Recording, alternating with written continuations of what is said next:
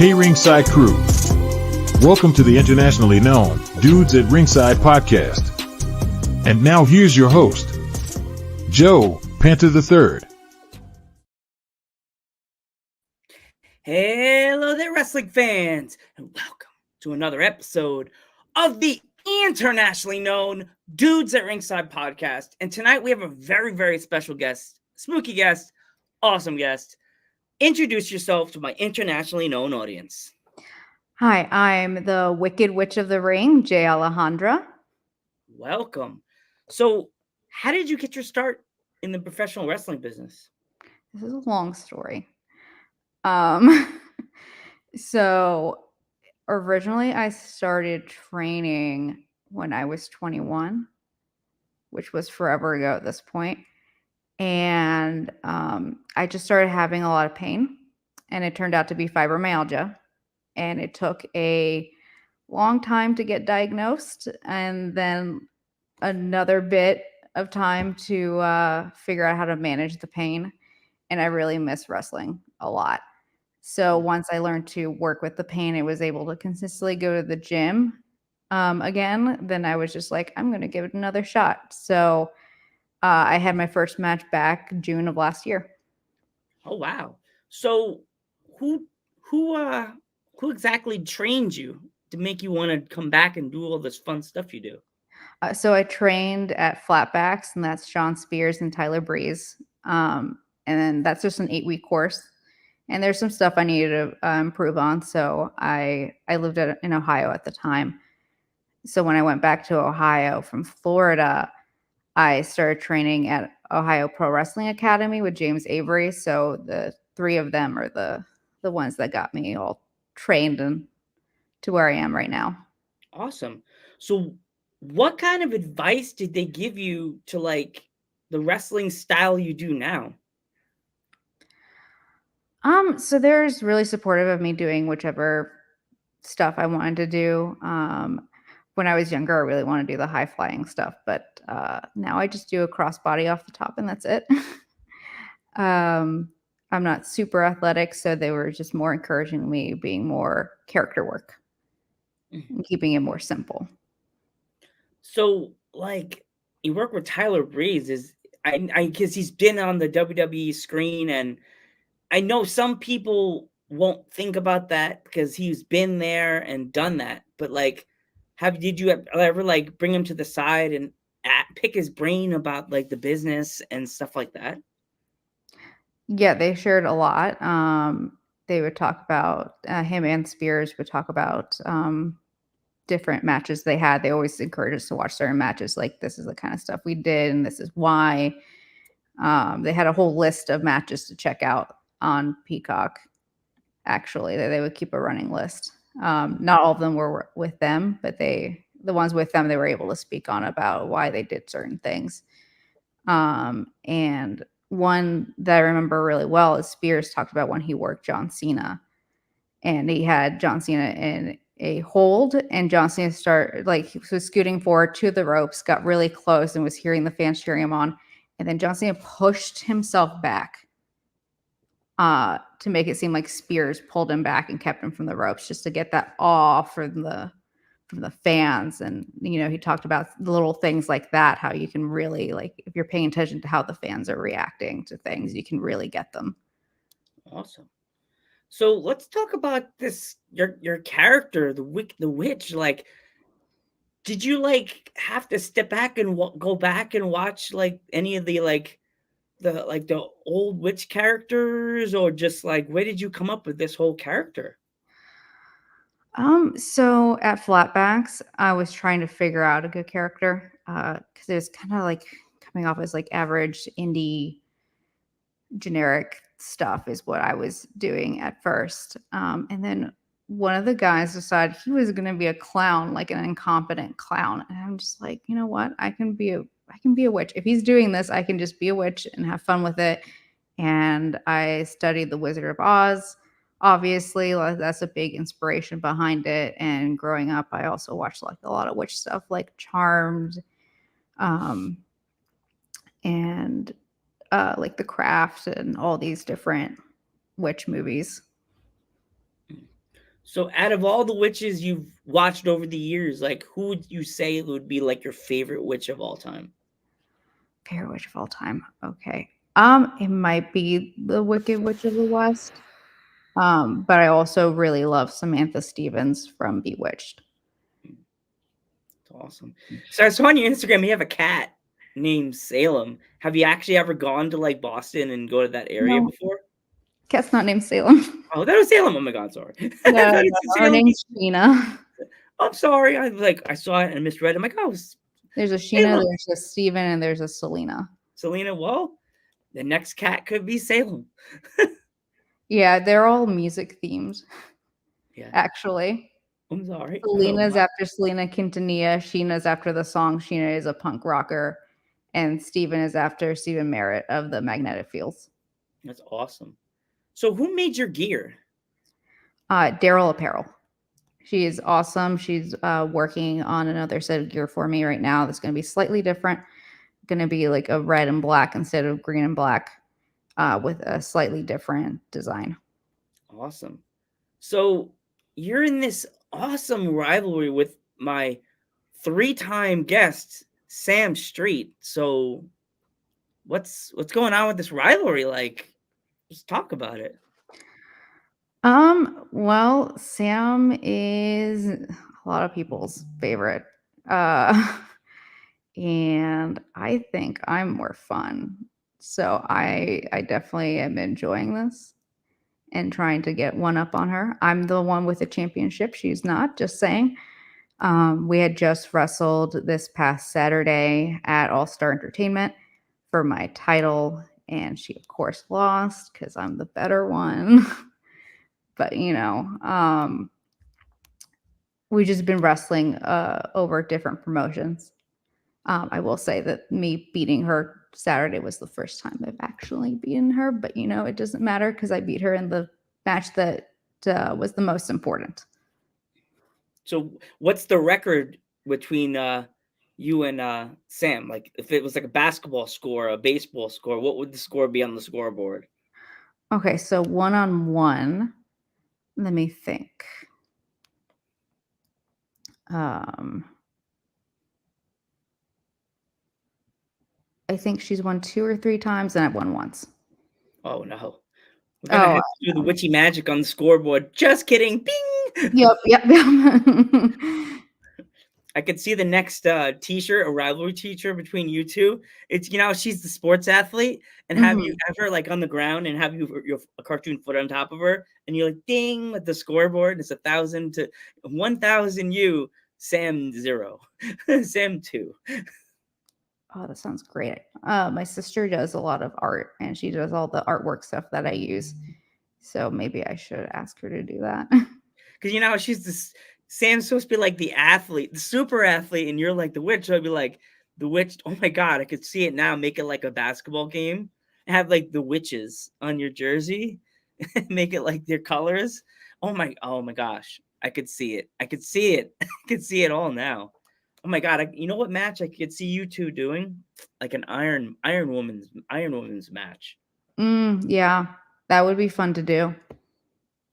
Now we need to pitch it to somebody. We're on a live podcast right now. You can pitch it to your promoter.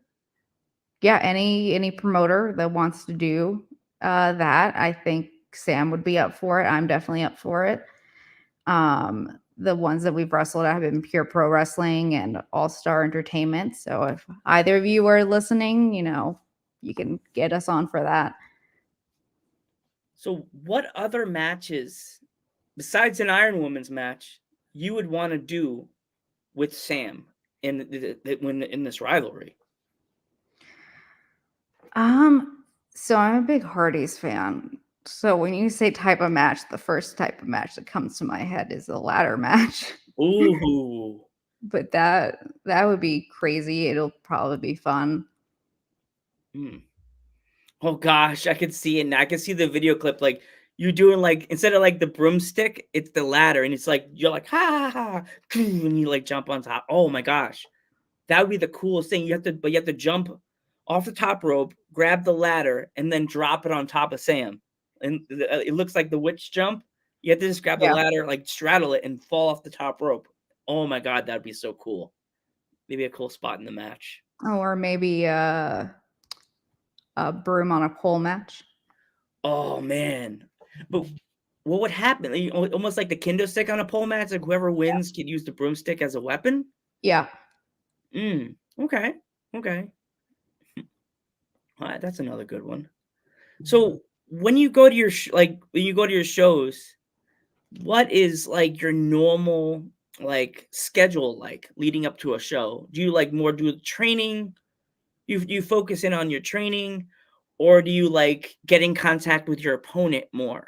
Which one is it? Um, Probably get in contact with my opponent more. Um, yeah, because usually I'm driving a good bit, so I don't have too much time for training when I get there. Because I travel pretty far for some shows. So usually I do some stretches is for training wise, just to limber up and then just talk with my opponent and get ready. Okay. So when you travel, you said you travel like long distance for your shows. Do you have to pack like several days of like lunch and dinner, or just lunch, breakfast, and lunch, and then eat at the venues, or do you like you pack them in all at once? So food wise, usually I eat breakfast at home, and then if it's a long distance one, I usually don't have time to eat lunch, so I try to get lunch on the road. And then dinner is usually after the show because I'm vegan, Okay. so it's a bit harder to eat at the venue because some promoters will have food for the wrestlers and stuff, but then it's usually stuff that I can't eat. So I always try to bring a protein bar with me as well, just to have as a snack. Yeah, that's really tough. You're a vegan because like on the road, you rarely see like places that are like for vegans. They have a lot of meat on the menu. Like, do you like? It's I know you said it must be tougher. You get the granola bar, but it must be tougher to eat unless you get a salad or you bring like stuff with you and stuff like that. You know what I mean? It's actually a lot easier now than it was before. Burger King has a vegan burger. Taco Bell has always been really easy to eat vegan at because you can customize a lot of things. So my favorite thing to get there is a crunch wrap without like the cheese and sour cream. If it has sour cream, I don't know if it usually comes with that. And then add potatoes, rice, and guacamole. And then it's Yeah, just super filling, and then, like the beans have so much protein in it for the. This is the black bean crunch wrap that I get, of course, not sounds the delicious. yeah. So like I've talked to wrestlers that then it says like the wrestling life is tough because when you after the show, there's like barely anything open when you're leaving. It's like maybe a Taco Bell. In your case, you'd be happy about it. But everybody else is like, oh man, do I really want to go to Taco Bell? I'll be pooting the whole time on the way home. Like, Yeah, there's also Denny's that's open late, and they have a vegan burger as well. oh, wow. Good to And at know. Waffle House, I can just get hash browns, which isn't that exciting, but it's something. And those are places that are open late. Yeah, it's difficult because when you don't like you can't in your case you're vegan. So when you travel to these places, do you ever like have a fan come up to you and bring you a picture they've drawn of you at your like merch table? I have not. I wish. Oh, that's sad. Why not? Your character's so awesome. Like I don't know. I that's think it's because I'm usually a heel, so then people are like, don't want to bring me stuff. that's mean. More see, you deserve more. Your character's like where I live in PA, I don't there's no witch characters. There's like a Philly guy. There's a band guy named Squid, which interview will be dropping at the end of the month. Mhm. Oh my gosh. There's a goat. There's a goat boy. Yes, I said it. There's a goat boy. He's the goatest of all time. What else we got? We have monsters, tons of monsters that you would probably team up with. We got Phil Insane and Kim Carnage. That they definitely. Oh my gosh, you. Oh my gosh, I just thought about this. If you come by my area, you could join the Trumpets of Apocalypse. they're a bunch of like scary people. They're not witches, but they're just very scary people. Like it's a That sounds stable, yeah, fun. yeah. It's just you could become the Vince McMahon, pull the hood off, and you be I've been the leader the whole time. Was not it was never at Lucius Crow. It was me the whole time, Joe. Be like, I knew that. See, I knew that was he was acting funny. See, I knew the witch was in charge. The big witch in charge, she's always in charge. So like if there was any kids that wanted to like get into the business, like what kind of advice would you give them? Just work hard. Honestly, you don't have to be super athletic. Just as long as you're creative and you want to put in that work, you can do it. Awesome. Is there any like when you go to your shows, do you have any like crazy stories from the ring? Crazy stories from the ring. I don't know if I have any crazy stories. Everything so far has been fairly normal.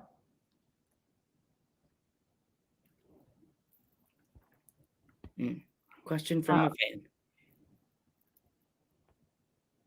How many matches have I won? I don't know. I have not kept track of that.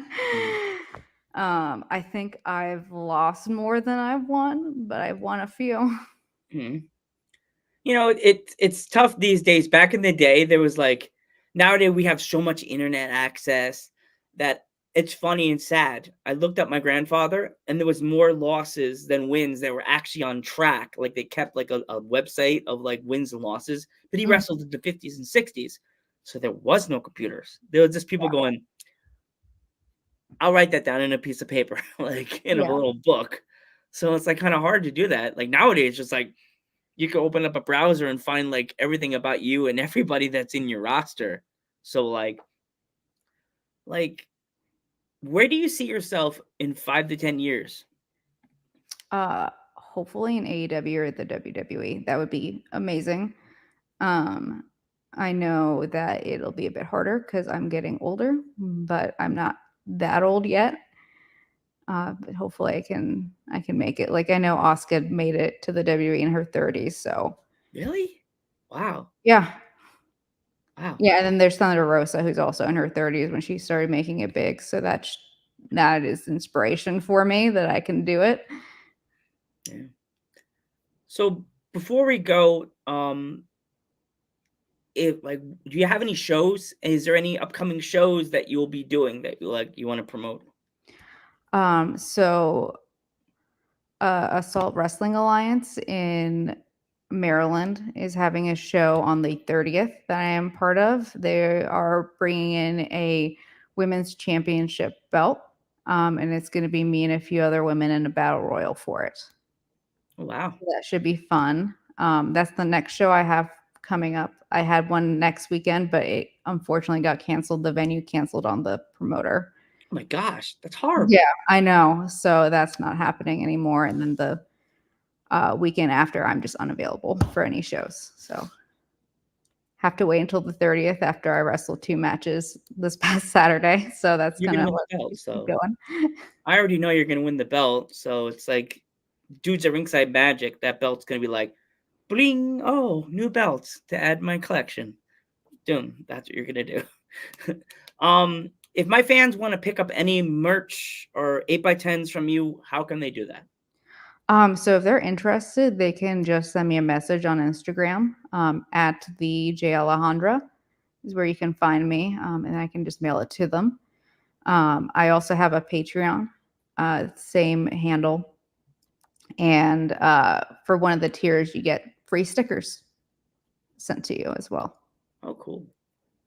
Jay, I want to thank you so much for coming on the podcast. It really means a lot because, it's cool to talk to wrestlers from all over the country and stuff like that. So I want to wish you nothing but the best of luck on your wrestling journey.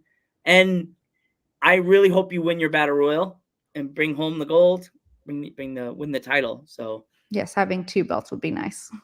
and Jade 2 belts that has a good ring to it. Just saying. I'm Joe Panther the Third. I'm Jay Alejandra. And we will catch you in the next one.